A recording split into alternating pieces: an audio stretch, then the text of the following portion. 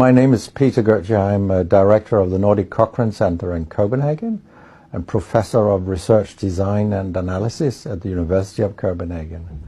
2 years ago, I found out that our prescription drugs are the third leading cause of death after heart disease and cancer.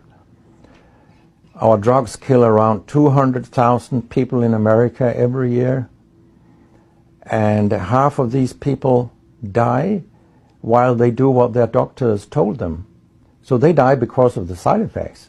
The other half die because of errors.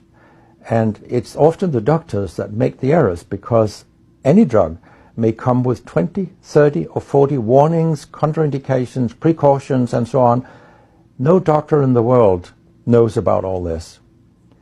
So they give patients drugs that they should not have given them, that interact dangerously with other drugs or food items or so on. And then the patients die. That's the other half. So the other thing I found out 2 years ago was that much of what the drug industry does fulfills the criteria for organized crime in US law. And they behave in many ways like the mafia does. They corrupt everyone they can corrupt. They have bought every type of person, even including ministers of health in some countries. So there is a huge amount of corruption. In my country, for example, Denmark, we are regarded as having very little corruption. But yet we have thousands of doctors on industry payroll, although we are just 20,000 doctors. So this is an effective kind of corruption. The drug industry buys the professors first, then chiefs of department, then other chief physicians and so on. They don't buy junior doctors. So when several thousands are on industry payroll, it's really, really bad. And that's why I wrote my book, Deadly Medicines and Organized Crime, How Big Pharma Has Corrupted Healthcare. I hope to convince patients not to take so many drugs, because so many die from the drugs they take. In my country, people take so many drugs that every single citizen can be in treatment with 1.5 drugs from they are born till they die. This is incredible. And drugs are not that helpful. And they kill very many of us. We know that. That's why drugs are the third major killer after heart disease and cancer. So what we need in the coming years is to take far fewer drugs than what we do currently. If we did that and we were careful, then we could live longer and live better lives. Because drugs have many side effects, and patients often don't realize that when they become worse, that it could be a side effect of the drug, which they continue taking because that's what their doctors tell them. So when I was a specialist in internal medicine, what I very often did was that I stopped a lot of drugs, particularly in elderly people, and it's quite revealing to see a bedridden elderly person come into your ward, and when you stop the drugs, I mean, that person becomes many years younger.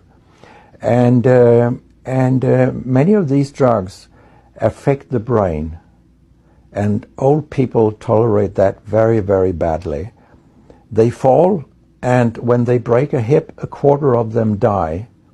And for example, antidepressant drugs are used in more than 10% of our elderly. And they seem to kill 3% of them every year.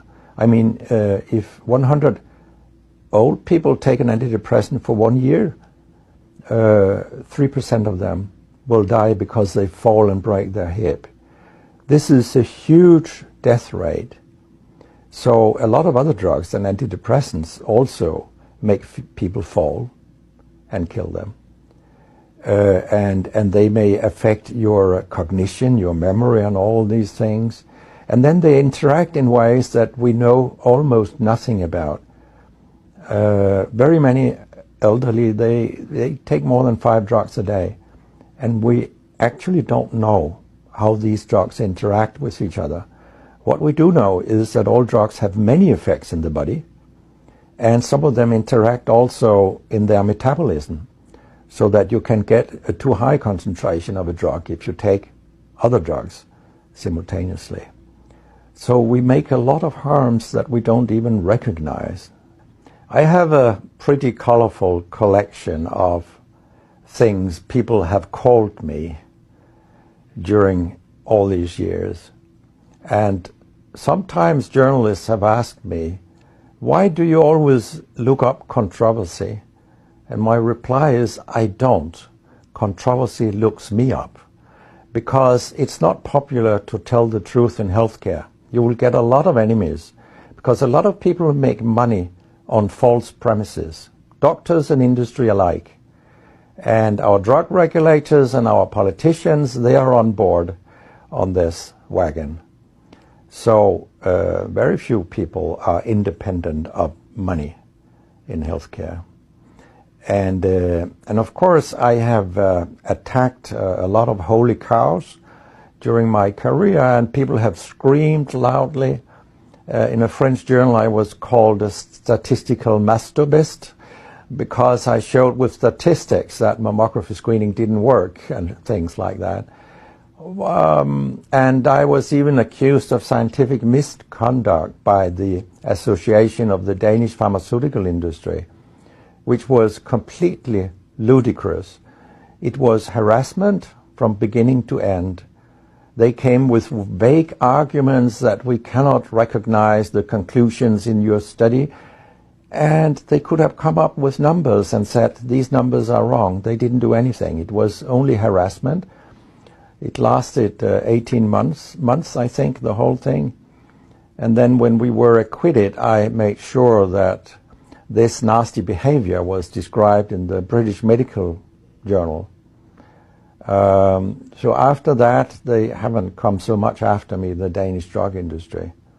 And when my book about organized crime came out, they just lied about it, as they always do, that my examples were old, they went back 90 years and so on.